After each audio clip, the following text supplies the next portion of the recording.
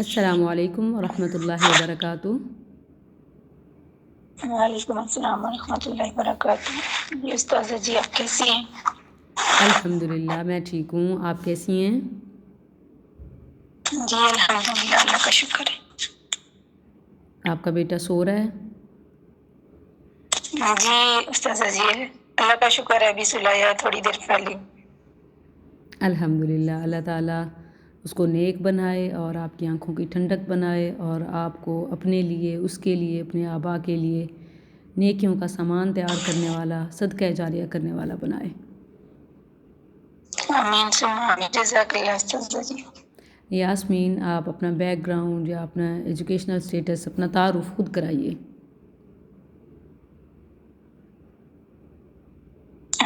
استاذہ جی، مطلب میں ایک ہاؤس وائف ہوں بیسک میں۔ شادی ہوئے میری تقریباً 12 سال ہو گئے ہیں اور ایک ہی بیٹا ہے، اور جو مطلب ایجوکیشن ہے وہ میری انڈر میٹرک ہی ہے۔ اور یہ جو قرآن کریم کا یہ جو میں آپ کے ساتھ کنیکٹیڈ ہوں کہ آپ ترجمہ تفسیر کی کلاسز دے رہی تھی، مطلب جب سے آپ نے یہ سٹارٹ لیا تھا نا، تو میں اس ٹائم سے آپ کے ساتھ مطلب اس میں شامل ہوں۔ تو باقی یہ جو آپ دورہ قرآن کروا رہی تھی، اس 2025 کا بھی اور اس سے پہلے بھی آپ نے کروایا، تو میں اس میں بھی مطلب وہ بھی مطلب میں نے آپ کے ساتھ اس میں بھی میں شامل ہوئی ہوں۔ تو آپ نے کوئی نوٹس وغیرہ بھی بنائے ہوئے ہیں؟ استاذہ جی مطلب بہت زیادہ نہیں بنائے ہوئے، چند ایک ہی بنائے ہوئے ہیں۔ ٹھیک ہے، کوئی ایسی قرآن ڈائری یا کوئی بھی آپ اپنی پسند کے حساب سے کچھ جو بھی آپ پڑھتی ہیں، نیا سیکھتی ہیں، علم میں اضافہ ہوتا ہے، اس کو ضرور تحریر کر لیا کریں۔ اس سے انشاءاللہ جب آپ ریوائز کریں گی تو آپ کو وہ چیزیں بھولیں گی نہیں۔ جی استاذہ جی۔ کان فضل اللہ علیک عظیما، اللہ کا آپ پر بڑا فضل ہے کہ اللہ تعالیٰ نے آپ کو قرآن سیکھنے کا، پھر آگے سکھانے کا انشاءاللہ موقع دے۔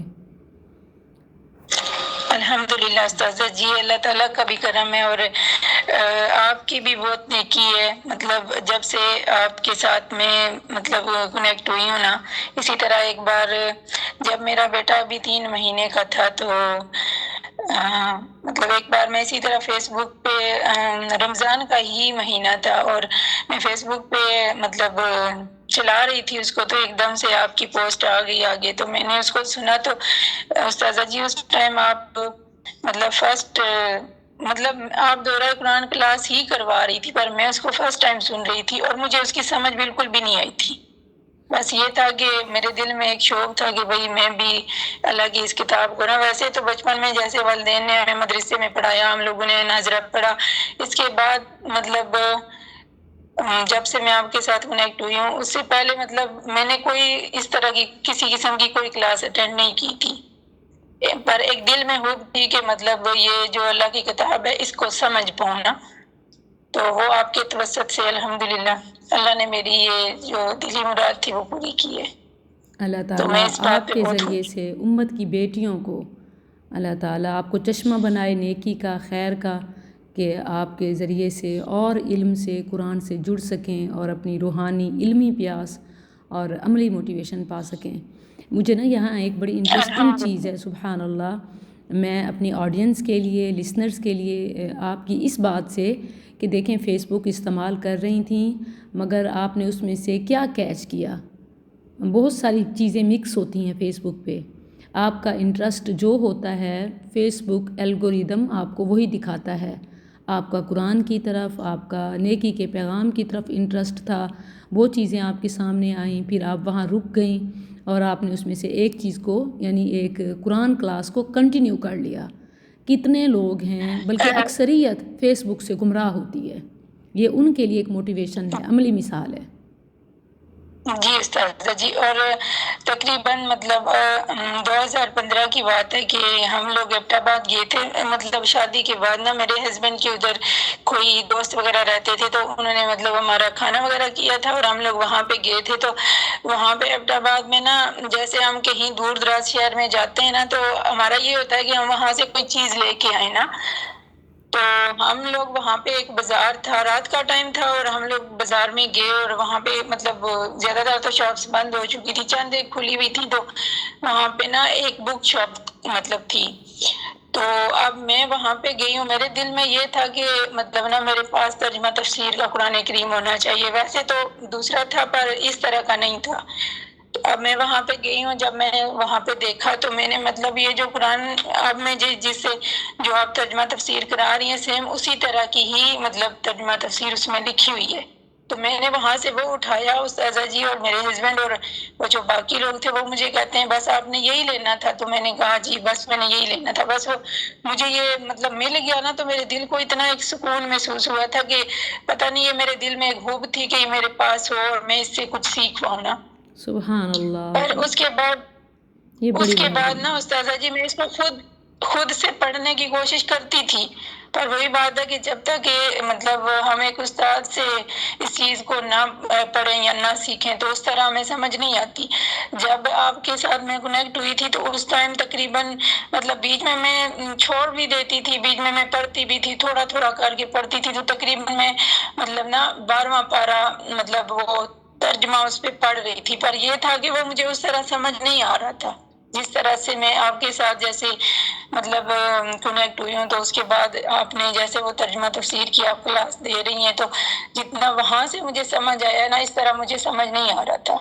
پر جب میں نے یہ دیکھا کہ یہ جو ٹیچر مطلب ترجمہ تفسیر کرا رہی ہیں، یہ تو سیم وہی ہے جو میرے قرآن کریم میں لکھا ہوا ہے۔ اب جیسے آپ کلاس دے رہی ہوتی ہیں تو میں اس کو کھول کے ساتھ رکھتی ہوں، تو مطلب مجھے پھر نا سمجھنے میں مشکل پیش نہیں آتی۔ الحمدللہ، اللہ تعالیٰ آپ کو برکت نصیب کرے، اللہ تعالیٰ آپ کو استقامت دے۔ کانا فضل اللہ علیہ آمین عظیما، یہ اللہ کا آپ پر بڑا فضل ہے، اور اللہ نے آپ کے ساتھ بھلائی کا ارادہ کیا ہے، جو آپ کو دین کے ساتھ جوڑ دیا ہے۔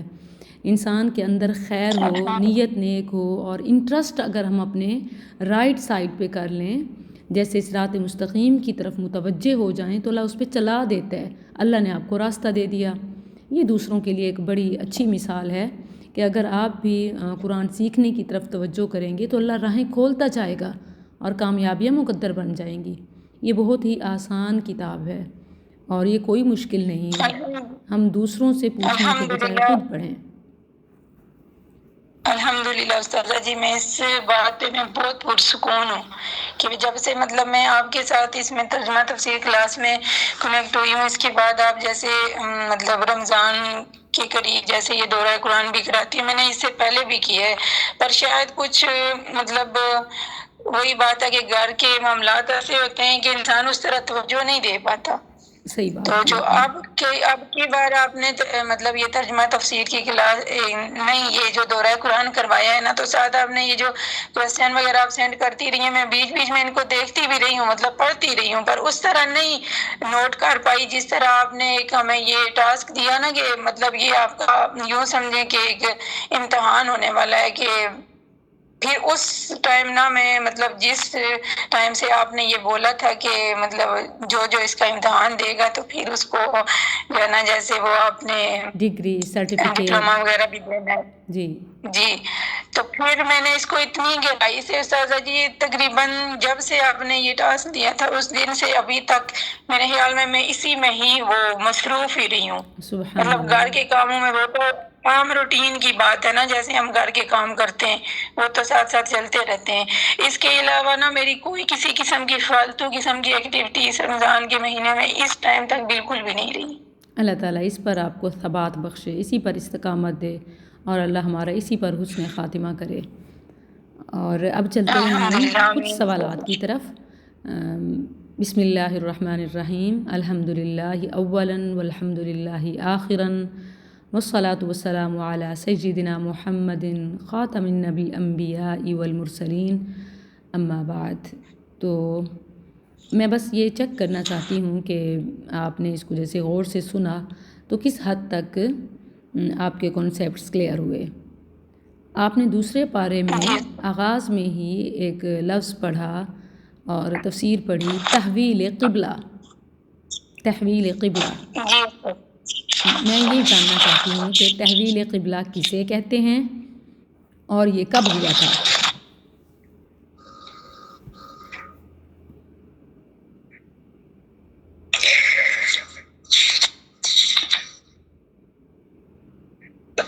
یہ استاذہ جی پہلے جیسے قبلہ جو ہے نا وہ مطلب خانہ کعبہ شریف نہیں تھا نا؟ جی جی میں سن رہی ہوں۔ قبلہ کا رخ یعنی کہ چینج ہوا تھا، پہلے بیت المقدس تھا شاید۔ جی جی، تحویل کسے کہتے ہیں؟ تحویل قبلہ، آپ ٹھیک بتا رہی ہیں۔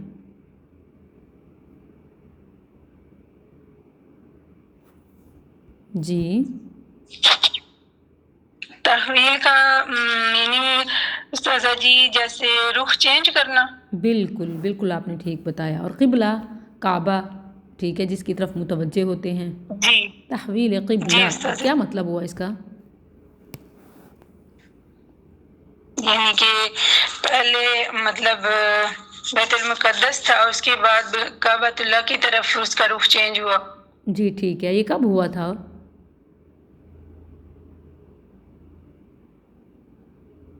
قبلہ تبدیل کب ہوا تھا؟ پہلے بیت المقدس تھا، پھر بیت اللہ خانہ کعبہ ہوا، یہ کب ہوا تھا؟ یہ تبدیلی کب ہوئی؟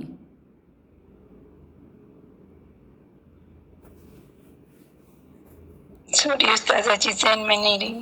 آل رائٹ، یہ ہوا تھا ہجرت کے تقریباً 16 یا 17 ماہ بعد۔ نبی صلی اللہ علیہ وسلم مدینہ میں تھے تو اللہ کی طرف سے یہ حکم آیا، فَوَلِّ وَجْهَكَ شَطْرَ الْمَسْجِدِ الْحَرَامِ۔ اس سے پہلے جب تک مکہ میں تھے تو اس طرح نماز پڑھتے تھے کہ ایک ہی رخ میں مسجد اقصیٰ بھی اور مسجد حرام بھی دونوں آتے تھے، تو وہاں یہ کوئی مسئلہ تھا ہی نہیں۔ لیکن جب سے آپ مدینہ آئے تو مسجد اقصیٰ اور مسجد حرام دو مختلف حصوں میں تھی، مختلف اینگلز میں۔ اگر آپ مسجد حرام کی طرف منہ کرتے تو بیت المقدس کو پیٹھ ہوتی، اور مسجد اقصیٰ کی طرف کرتے تو مسجد حرام کو۔ تو نبی صلی اللہ علیہ وسلم کی خواہش تھی کہ اللہ تعالیٰ کعبہ کو ہمارا قبلہ بنا دے، یعنی مسجد حرام کو۔ تو تقریباً 16 یا 17 ماہ بعد اللہ تعالیٰ نے دوسرے پارے کے آغاز میں یہ حکم جاری فرما دیا۔ دوسرے پارے کا آغاز ہی اسی سے ہوتا ہے۔ یہ ہے تحویل قبلہ، جو تقریباً 2 سال کے عرصے میں اللہ کی طرف سے حکم ہوا۔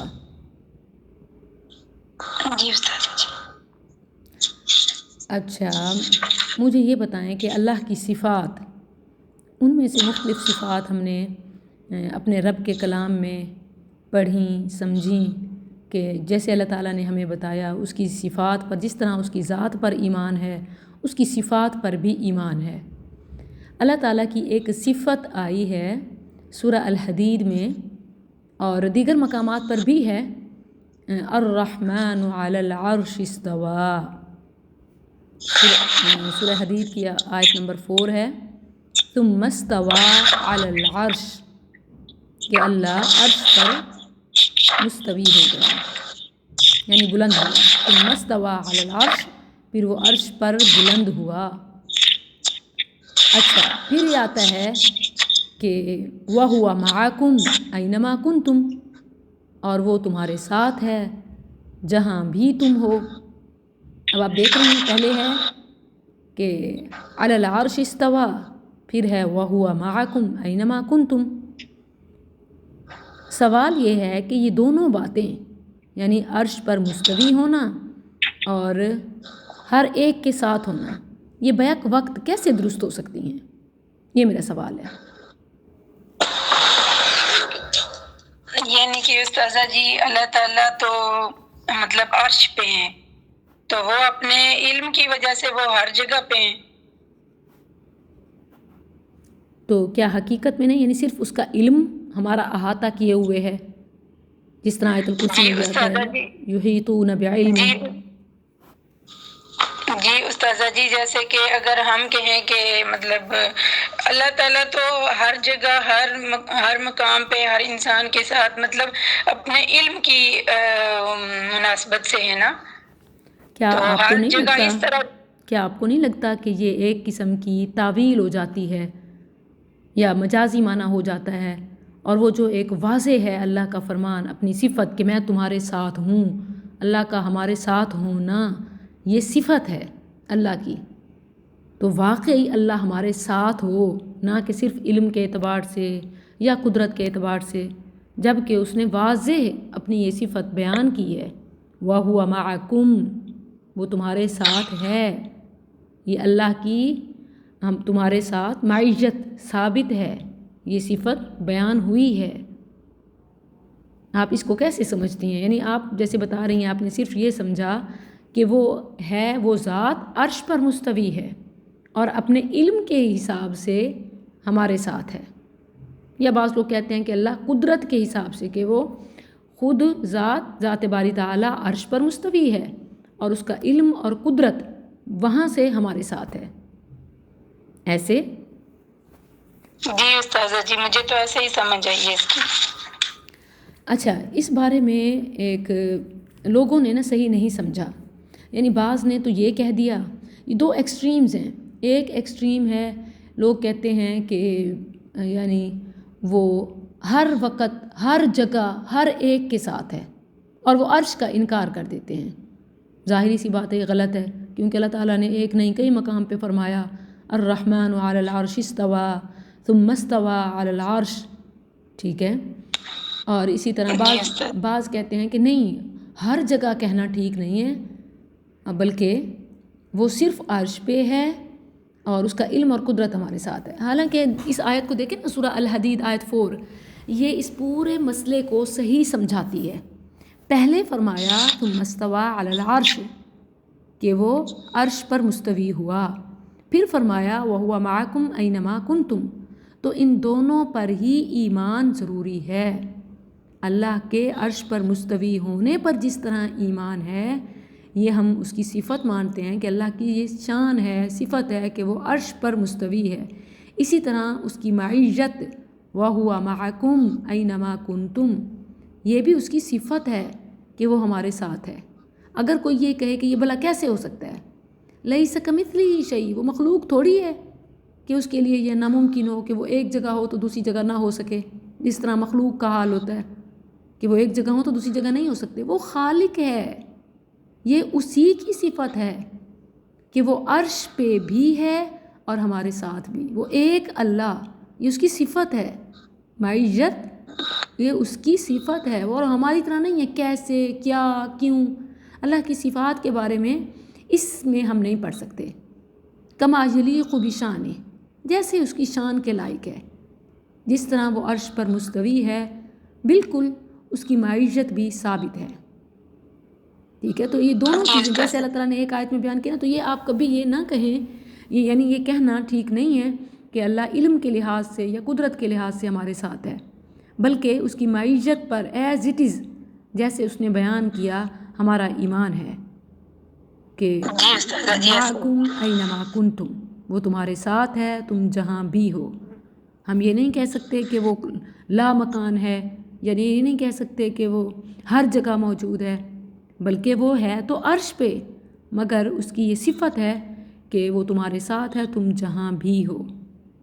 اللہ کی ذات ہر جگہ اسی طرح ہمارے ساتھ ہے جیسے وہ عرش پر ہے، یہ دونوں ہی اس کی صفت ہیں۔ اور کیسے کوئی کہے کیسے، تو لیس کمثلہ شیء، یہ مشکل تب ہوتی ہے جب ہم اس کو مخلوق کی طرح سمجھیں کہ بھلا یہ کیسے ہو سکتا ہے، وہ تو خالق ہے، اسی لیے تو وہ خالق اور مالک ہے، یہ اسی کی تو شان ہے، اور ویسے ہے جیسے اس کی شان کے لائق ہے۔ تو معیت سے مراد یہ ہے کہ اللہ کی ذات عرش پر ہے، اس کے باوجود اللہ ہمارے ساتھ بھی ہے، ٹھیک ہے؟ اس کا یہ اچھی طرح سمجھ لیں کہ یہ بہت بحث بھی کی جاتی ہے، اور اس میں کہتی ہوں کہ باطل نظریات کو پھیلایا جاتا ہے کہ اللہ عرش پر ہے تو پھر ہمارے ساتھ کیسے ہے، پھر ہمارے ساتھ ہے تو عرش پہ نہیں ہے، یہ دونوں باتیں غلط ہیں۔ حالانکہ اللہ تعالیٰ نے اس مسئلے کو خود حل فرمایا، جواب دے دیا، ثم استوى علی العرش بھی بتایا، اور وَهُوَ مَعَكُمْ أَيْنَمَا كُنْتُمْ، ایک ہی آیت میں دونوں چیزیں، وہ عرش پر، وہ ذات عرش پر مستوی ہے، اس کے باوجود اللہ ہمارے ساتھ بھی ہے۔ رہی یہ بات کہ کس طرح ہے، تو اس کی حقیقت اور کیفیت کو وہی جانتا ہے، اور اس کو مخلوق پر قیاس نہیں کیا جا سکتا۔ لَيْسَ كَمِثْلِهِ شَيْءٌ، ٹھیک ہے؟ رائٹ استاذہ جی۔ تو یہ ایک بہت اہم مسئلہ ہے کہ اس معاملے میں جو اللہ کی صفات کی پہچان ہے وہ تھرو قرآن ہمیں معلوم ہو، اور ہم بحث کرنے والوں کی بحث میں غلط عقیدے کا شکار نہ ہوں۔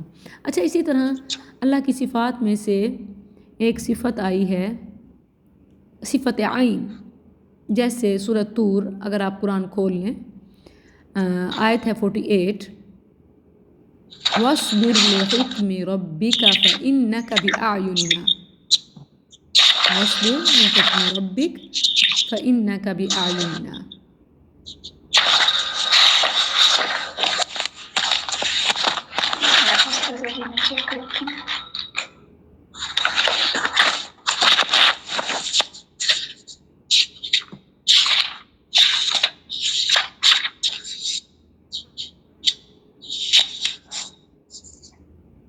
کون سی آیت مبارکہ بتائیے استاذہ جی؟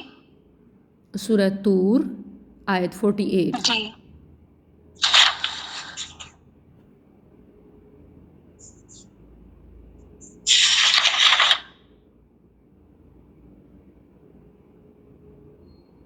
جی میم جی، وَاصْبِرْ لِحُکْمِ رَبِّكَ فَإِنَّكَ بِأَعْیُنِنَا اس کی ترجمہ وَسَبِّحْ تفسیر بِحَمْدِ کیجیے، رَبِّكَ۔ ترجمہ تفسیر کیجیے۔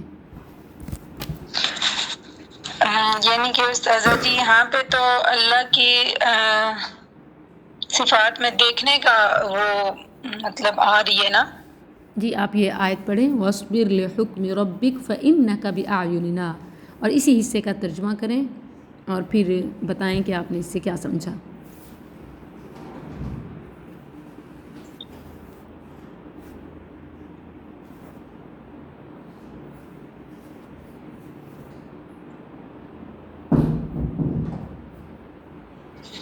یعنی کہ استاذہ جی رب کا حکم ہے کہ یعنی کہ اللہ تعالیٰ بھی دیکھتا سنتا ہے، دیکھتا ہے، یعنی کہ بے آیونینا، یہ دیکھنے کے اس میں آ رہا ہے نا؟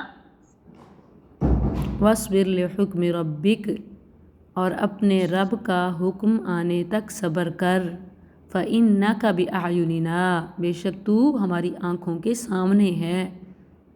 آنکھوں کے سامنے ہونے کا کیا مطلب ہے؟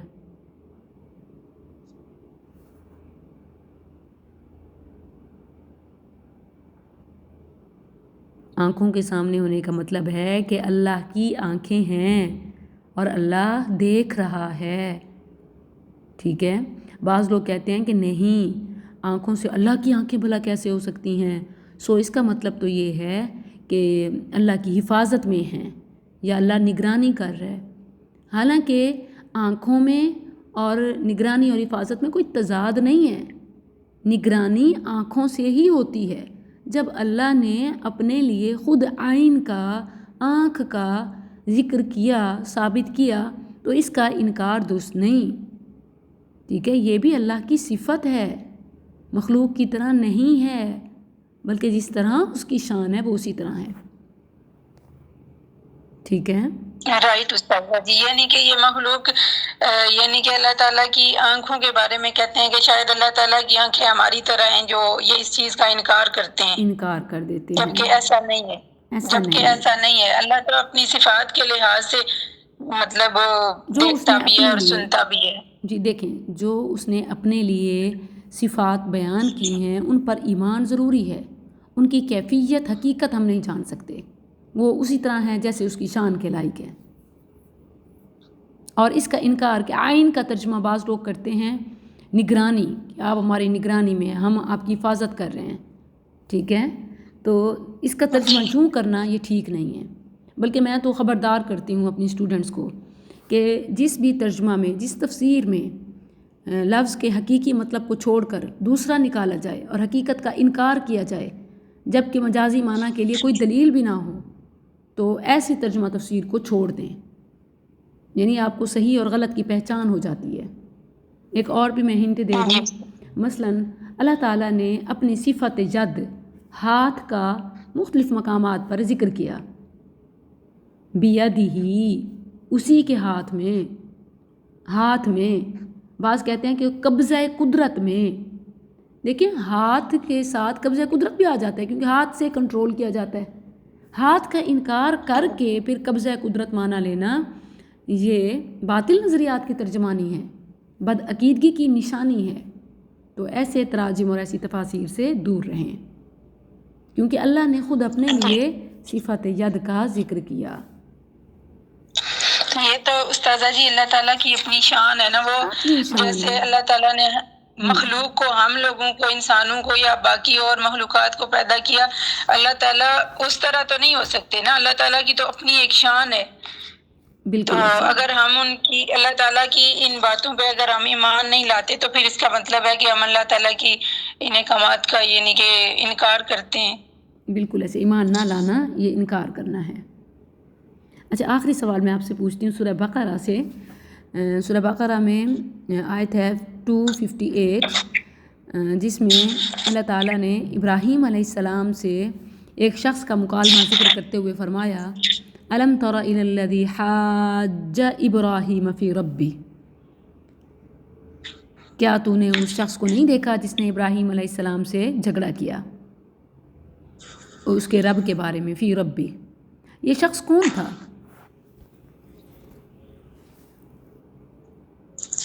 جس کے ساتھ مکالمہ ہوا تھا جب ابراہیم علیہ السلام نے اس سے کہا ربی الذی یحیی و یمیت، تو اس نے کہا انا احیی و امید. پھر ابراہیم علیہ السلام نے کہا کہ فإن اللہ یأتی بالشمس من المشرق فأتی بها من المغرب، میرا رب تو سورج کو مشرق سے نکالتا ہے تو تو مغرب سے لا کے دکھا.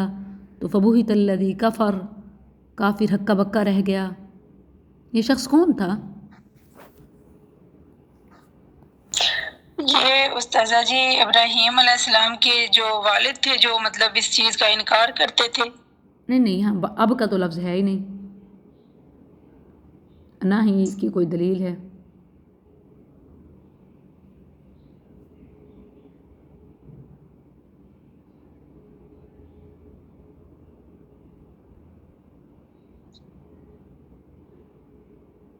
اچھا اللہ تعالیٰ نے فرمایا ہے کہ ان آتاہ اللہ الملک، کہ اللہ تعالیٰ نے اسے بادشاہت دی تھی، حکومت دی تھی، یعنی وہ بادشاہ تھا. کون سا بادشاہ تھا؟ کوئی بادشاہ تھا. یہ قرآن میں آیا ہے نا ان آتاہ اللہ الملک.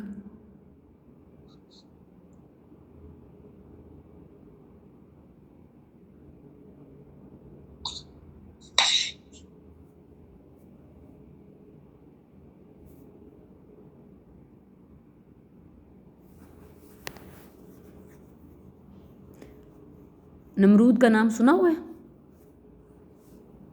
جی میم جی. تو کیا ہم یہ گیس کر سکتے ہیں کہ یہ نمرود تھا؟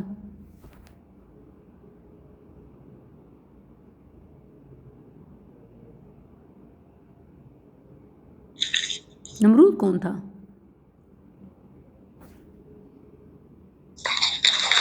یہ بادشاہ ہی تھا مطلب. سوری استاذہ جی بس ابھی میرے ذہن میں نہیں آ رہا یہ. All right. بس یہاں بھی ایک بنیادی اصول میں شیئر کرنا چاہتی ہوں کہ بعض لوگوں نے ایک فرضی کردار نمرود کا ذکر کیا ہے، تو یہ کوئی اتھینٹک سورس نہیں ہے، یعنی نہ تو قرآن میں آیا ہے اور نہ ہی حدیث میں اس کی وضاحت آئی ہے. تو یہ جسٹ روایات ہیں اسرائیلی جن کی نہ ہم تصدیق کر سکتے ہیں نہ تکذیب. واللہ عالم. ہمارے لیے اس میں جو پیغام ہے، جو تعلیم ہے ابراہیم علیہ السلام کی، وہ اہم ہے. رب کا تعارف، رب کی پہچان اور اللہ کی عبادت کی دعوت، اسلام کی دعوت، یہ ہمارے لیے اہم ہے. اس بحث میں پڑھنا کہ وہ نمرود تھا اور پھر ایک مچھر اس کے ناک میں گھس گیا اور وہ پھر اپنے آپ کو جوتے مرواتا رہا اور اسی عذاب میں مر گیا، یہ کہنا بلا دلیل ہے. استاذہ جی یہ والی روایت ویسے کافی مشہور ہے مطلب. جی بالکل مشہور ہے لیکن ثابت نہیں ہے. آپ نے اچھا کیا کہ ہاتھ کھڑے کر دیے کہ مجھے نہیں پتہ. یہ بات بہتر ہوتی ہے کہ ہم بغیر کسی دلیل کے واقعات سناتے رہیں اور اسلامی تعلیمات کی بنیاد ایسے واقعات پر رکھیں کہ جو ہوں ہی بے بنیاد.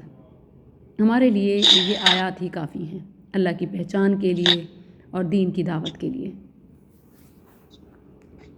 رائٹ استاذہ جی، اصل میں فرسٹ ٹائم جیسے میں آپ کے ساتھ ترجمہ تفسیر کر رہی ہوں نا، تو کبھی بیچ میں مطلب وہ اسکپ بھی ہو جاتا ہے. یہ تو نہیں ہے کہ بالکل چھوڑ دیتی ہوں، یہ ہے کہ جب تک ہم سکون سے بیٹھ کے گہرائی میں جا کے اس کو سمجھیں گے نہیں تو تب تک شاید وہ ذہن میں یہ چیز نہیں مطلب وہ بیٹھتی بالکل، نا. یہ بار بار پڑھنے سے اور پھر پڑھانے سے میں یہ سمجھتی ہوں کہ شاید خود میرے علم میں اور اللہ سبحانہ و تعالیٰ عمل میں اضافہ کرے، اتنا فائدہ نہیں ہوتا جب تک ہم صرف اپنے لرننگ کے جرنی میں ہوتے ہیں، بلکہ جب ٹیچنگ کے فیز میں آتے ہیں تو پھر اصل فائدہ ہوتا ہے. اسی لیے جو بھی آپ پڑھیں اس کو ضرور پڑھانا شروع کریں. اس سے جو علم ہے نا وہ پختہ ہوتا ہے. اور یہ سبحان اللہ ہمارے اسلام کی اور اس امت کی خوبصورتی ہے کہ بلغوا عنی ولو آیا، ایک آیت کا بھی علم ہونا آگے پہنچاؤ، کیونکہ پہنچانے سے، سکھانے سے، پڑھانے سے خواہ جو بھی حاصل ہوتا ہے نا وہ پختہ ہوتا ہے، خواہ وہ علم ہو یا پھر عمل. رائٹ استاذہ جی، ایسے ہی ہے. تو آپ اپنے قریبی یا آن لائن کوئی بھی سورس یوز کریں کہ جو آپ کو مطلب علم حاصل ہو رہا ہے آپ اس کو دوسروں تک پہنچاتی رہیں، تو انشاءاللہ اللہ تعالیٰ ضرور اس کو استقامت کا ذریعہ بنائے گا.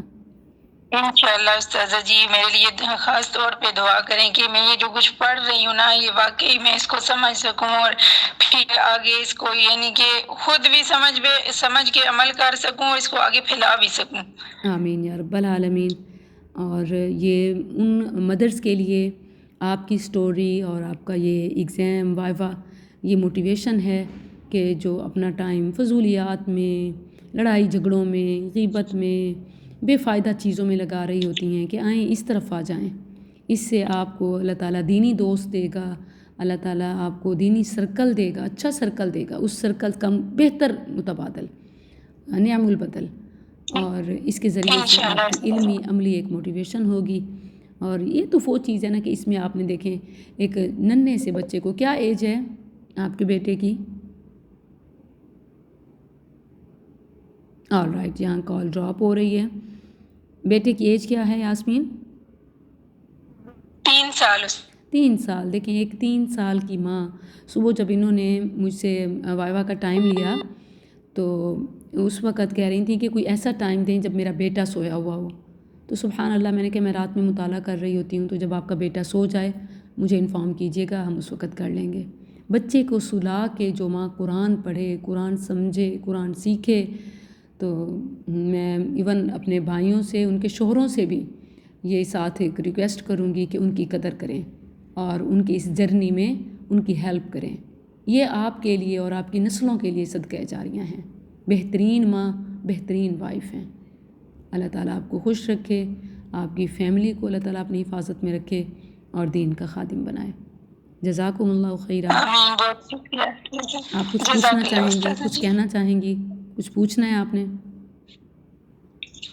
بس استاذہ جی پوچھنا تو کچھ نہیں ہے، بس میرے لیے اسپیشل یہ دعا بھی کیا کریں کہ میں یہ جو کچھ حاصل کر رہی ہوں نا آپ سے، یعنی کہ جو مجھے علم مل رہا ہے مطلب یہ میرے اندر اتنا پختہ ہو جائے کہ جیسے ابھی آپ نے کوسچن کیے تو میں مطلب اس طرح سے میں آپ کو جواب نہیں دے پائی جیسے آپ مجھے بہت بہتر دینے دے پائی چاہیے تھے. ہیں. Never give up. آپ نے بہت بہترین دیا. ہاں، اور آپ نے کوئی غلط جواب نہیں دیا. ٹھیک ہے، آپ نے سمجھنے کی کوشش کی. جیسے آپ ترجمہ تفسیر کروا رہی ہیں نا، مطلب ماشاءاللہ ابھی ہمارا 28واں پارہ چل رہا تھا جب آپ نے جی مطلب اس کو تھوڑا روک دیا تھا.